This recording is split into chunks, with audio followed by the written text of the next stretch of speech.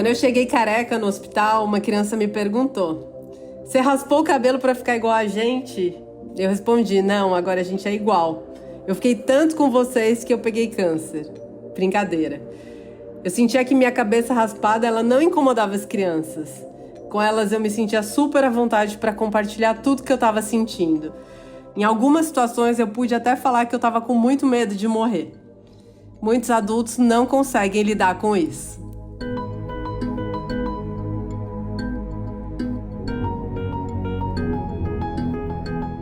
A publicitária Simone Moselli foi pega de surpresa quando foi retirar um cisto e descobriu que estava com câncer, assim como as crianças que ela atendia em seu trabalho voluntário. Ao se tornar paciente como elas, Simone pôde identificar a falta de informação e empatia que sofriam e criou o Instituto Beabá para compartilhar informações de maneira clara e objetiva sobre doenças e tratamentos. Eu sou Geise Diniz e esse é o podcast Plenai. Ouça e reconecte-se.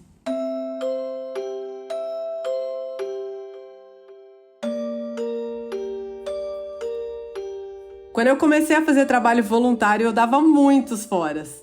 Eu visitava uma casa de apoio a crianças com câncer e elas vinham de várias partes do Brasil para fazer tratamento. Elas ficavam morando com um acompanhante, que geralmente era a mãe. E meu trabalho era ir brincar com as crianças, conversar. Às vezes eu dava uma carona para um ou outro até o hospital. E um dia eu vi uma adolescente barrigudinha e perguntei: "É menino ou menina?" E ela respondeu: "Tumor de fígado." Eu falava coisas que hoje eu sei que são absurdas, tipo: se você pensar positivo, você vai ficar bem. Eu era uma jovem publicitária, dona de uma produtora, que tinha vários clientes grandes. Então eu achava que eu sabia tudo. Aos poucos eu fui aprendendo o que falar, o que não falar, e os melhores professores que eu tive foram as crianças. Uma dessas crianças salvou a minha vida. Eu conheci a Ana Luísa no hospital. Ela tinha 7 anos e tinha diagnóstico de rabdomiosarcoma. É um tipo de tumor que se forma nos músculos esqueléticos. A Ana Luísa ela precisava de doação de sangue e eu tentei doar, mas eu nunca consegui, porque eu sempre fui super magrinha. Daí eu decidi criar um site para ajudar, chamado Força Leucócitos. E daí ele estimulava as pessoas a doarem plaquetas. O site viralizou, até Ivete Sangalo compartilhou, e foi uma das maiores doações de sangue que o hospital já recebeu. Eu fiquei amiga da Ana Luísa e de toda a família, então todos os dias eu ia para o hospital visitá-la. Ana Luísa se tratou, entrou em remissão e os próximos exames seriam nos meses seguintes. Então, como a família era de Manaus, eles decidiram passar esse tempo em São Paulo. E a gente aproveitou para passear. Eu levava a Ana Luísa para o aniversário de crianças, a gente passou o dia no sítio de uma amiga, a gente foi andar a cavalo no Jockey Club, a gente passou no lançamento de um livro de um outro amigo, a gente foi até o jogo do Corinthians, mas eu preciso dizer que ela era galo. Nós ficamos muito próximas. A Ana Luísa começou a me ensinar um monte de coisas. Então, quando a gente saía, a gente via a reação de várias pessoas. Algumas curiosas, outras com olhar de pena. Algumas pessoas se afastavam porque ela estava careca, porque ela usava máscara. Lembrando que a gente estava anos longe de uma pandemia. Mas a Ana Luísa ela não se fazia de coitada. Pelo contrário, ela conseguia rir da situação. Um dia a gente visitou a cozinha de uma loja de brigadeiros. E óbvio que ela não precisou colocar touca, porque ela estava careca. Então eu até entrei na pegada e falei: "Tá vendo? Tem suas vantagens." Ana Luísa me impressionou muito, principalmente pelo conhecimento que ela tinha de todo o tratamento e a naturalidade que ela falava da doença. Ela sabia de tudo. Ela sabia o nome das medicações, o protocolo do que ela ia fazer, qual parte do corpo ela ia operar. Em uma das conversas, eu contei para ela que eu tinha um cisto no ovário. Eu tinha descoberto 1 ano e pouco antes, num exame de rotina, e segui acompanhando. Os 5 médicos que eu fui diziam que aquele cisto não era nada, mas mesmo assim eu morria de medo. E se fosse câncer? Um dia a Ana Luísa me perguntou: "Você não vai tirar isso?" E eu falei: "Não, eu tenho medo, eu nunca operei, nunca dei ponto, nunca me internei, nunca fiquei num hospital." E ela respondeu: "Eu tô tirando metástase da cabeça e você não tira um cisto."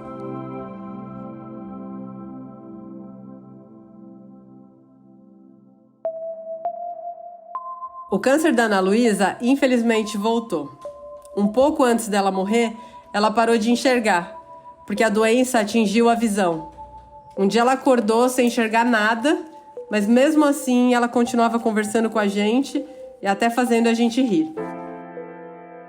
Um dos momentos mais tristes e mais bonitos que eu vivi foi quando a Carol, mãe dela, que estava na UTI, começou a contar como é que eram seus bisavós, para quando ela morresse, ela encontrasse alguém conhecido. Depois que a Ana Luísa morreu, os pais decidiram abrir um instituto para ajudar as crianças de Manaus a terem as mesmas oportunidades que a Ana Luísa teve quando veio para São Paulo. E eles me chamaram para ser a diretora de marketing desse instituto. Ele foi inaugurado no dia 7 de outubro de 2011, lá em Manaus. E eu decidi que eu ia tirar o cisto uma semana depois, no dia 14 de outubro. O tempo aproximado da cirurgia era em torno de 40 minutos. Eu ia tirar um cisto e, no máximo, se precisasse, um ovário. Eu ia voltar para o quarto e teria alta naquele mesmo dia. Só que quando eu acordei da operação, 10 horas depois, eu pensei, alguma coisa deu errado, porque eu tô na UTI. E eu tava na mesma UTI que eu ficava com a Ana Luísa. Eu chamei a enfermeira e perguntei, câncer? E ela confirmou. Daí eu pedi, você pode chamar meus pais? E ela falou, tá fora do horário de visita. Hoje eu aprendi, família não é visita. Aí eu pedi pra enfermeira segurar a minha mão até eu dormir. Eu acordei no quarto e eu não tinha 2 trompas, 2 ovários, o útero, pedaços do peritônio e eu tava sem 51 gânglios. Não dá nem pra dizer que foi uma boa ideia. Tudo isso foi pra análise e na volta, até o líquido que banhava os órgãos já tinha câncer. Aos 34 anos eu tinha sido diagnosticada com câncer, metástases e os gânglios comprometidos. Naquele momento, eu não era uma voluntária que ajudava crianças com câncer. Agora eu era também uma paciente. E essa nova perspectiva mudou tudo.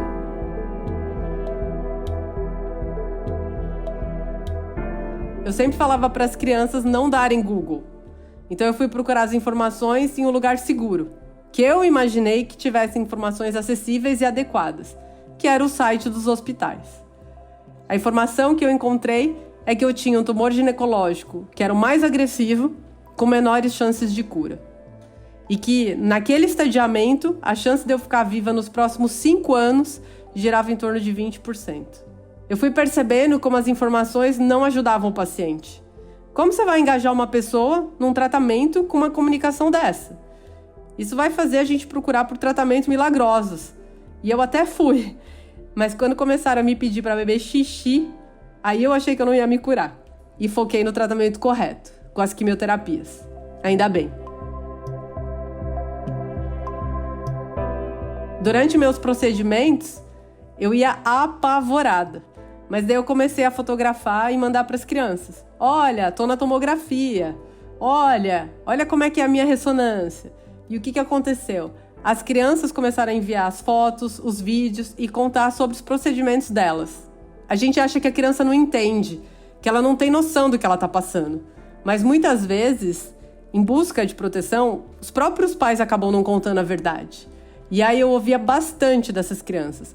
Eu tô num hospital que tem câncer no nome, mas meus pais falaram que eu vim aqui tratar uma gripe. Eu sei que eu tenho câncer. E eu não posso contar que eu sei. Quando a gente está em tratamento, a gente perde muito da nossa autonomia, principalmente as crianças. Qualquer escolha que a gente pode fazer dá uma sensação muito boa de bem-estar, de controle.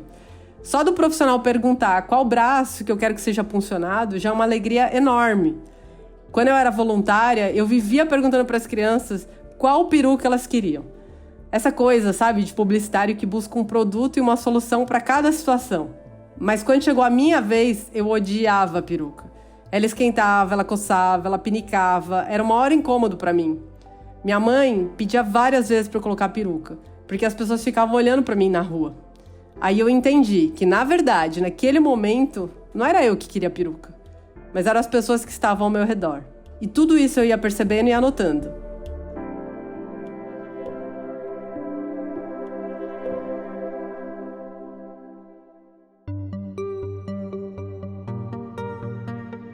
O meu tratamento durou 6, 7 meses.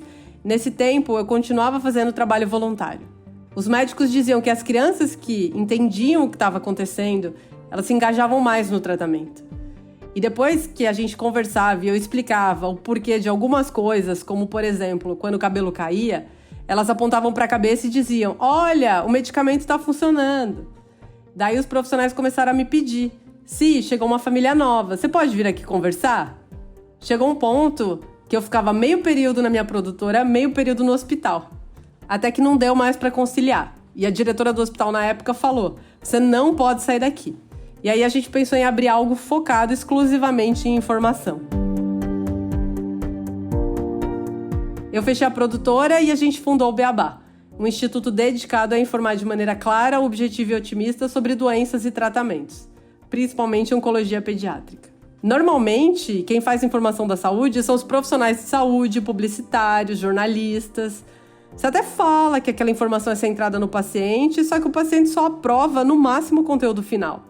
E a gente resolveu colocar o paciente no processo todo, do início ao fim. Convidamos as crianças para participar e elas toparam na hora. Elas falam as explicações que elas não entendem, as dúvidas que têm, o que pode melhorar.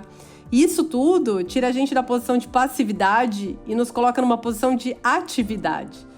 Então vamos de um sujeito passivo a um agente transformador.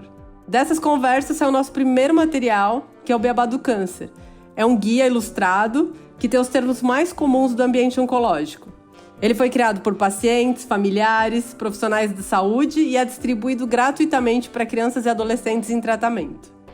Atualmente, o guia tem 164 termos e a gente explica o que é cada um. Por exemplo, o que é hemácia, biópsia, vômito. Muitos termos foram pedidos pelas crianças. Por exemplo, o Zé amputou a perna e não tinha o termo. Aí ele me cobrou: cadê a amputação? Agora tá lá. É muito emocionante. A gente recebe relatos diários do material, de crianças que aprenderam a ler com o guia, de famílias não alfabetizadas que usam as ilustrações para entender, de crianças que levam para a escola para poder explicar para os coleguinhas o que elas estão passando. E, é claro, os profissionais da saúde que usam o material no dia a dia. Hoje o guia está em mais de 200 hospitais do Brasil, tem guia em aldeia indígena, em comunidade ribeirinha, em bibliotecas de cidades pequenas. Por baixo, mais de 1 milhão de pessoas já foram impactadas. E só não é um número maior porque a gente não tem financeiro para isso. A gente já recebeu pedidos e enviou guias para a África, países da América Latina, Europa, até hospitais do Japão já pediram e receberam. Há algumas semanas a gente fez reunião com uma instituição que trata crianças com câncer na Ucrânia. E eles pediram para traduzir o material para o ucraniano, porque por conta da guerra, algumas crianças de lá têm ido tratar em outros países. E eles não falam a língua delas, então o guia seria incrível para elas levarem junto. Esse ano, por enquanto, a gente ainda não vai conseguir imprimir os guias, por falta de dinheiro. O que a gente vai fazer por enquanto é tentar uma versão online. A gente sempre resistiu à versão online, porque muitas famílias ainda não têm acesso à internet. E geralmente, as famílias que mais precisam de informação são as que menos têm esse acesso. Toda a nossa comunicação ela é pensada para melhorar a vida das pessoas. Uma vez eu falei que eu tinha vencido o câncer, e a mãe de uma das crianças mais queridas me respondeu que eu tinha vencido, mas que a filha dela tinha perdido. E daí eu fiquei bem mal com isso. Acho que nosso bem-estar não pode provocar mal-estar nas outras pessoas. Então a gente ressignificou. Principalmente porque, mesmo fora de tratamento há mais de 10 anos, eu não sou considerada uma paciente curada. Então, o otimismo do Beabá, ele tem muito a ver com qualidade de vida e não com cura ou ausência de doença. Porque isso limitaria o nosso uso. Imagina uma linguagem que só serve para crianças e adolescentes com possibilidade de cura. Isso não é justo.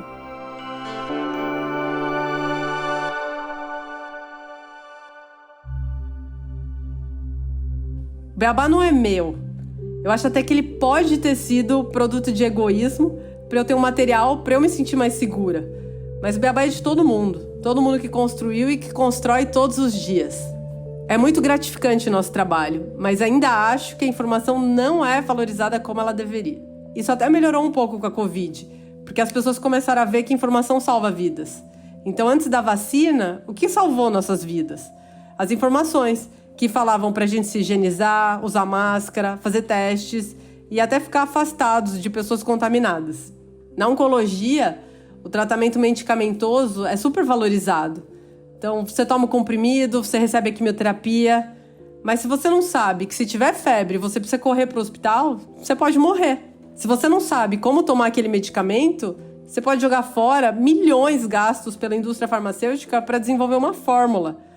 Só que muitas vezes essa fórmula é desenvolvida e não tem material acessível e adequado para os pacientes e familiares entenderem como usar esse medicamento. Aí se a gente usa errado, ele pode não ter efeito esperado e ainda pode classificar aquele produto como não tão bom como deveria. E o que eu espero?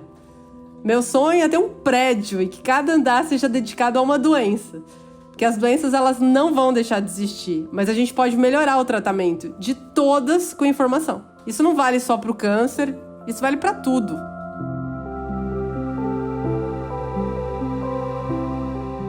Vários amigos me perguntam todos os dias: por que você fica com essas crianças, se muitas delas vão morrer? E eu falo, eu não posso mudar o destino delas. O que eu posso fazer é melhorar o dia a dia delas. Às vezes, você acha que está ajudando alguém. E no fundo, é outra pessoa que está te ajudando. Eu fui ajudar a Ana Luísa e ela salvou minha vida.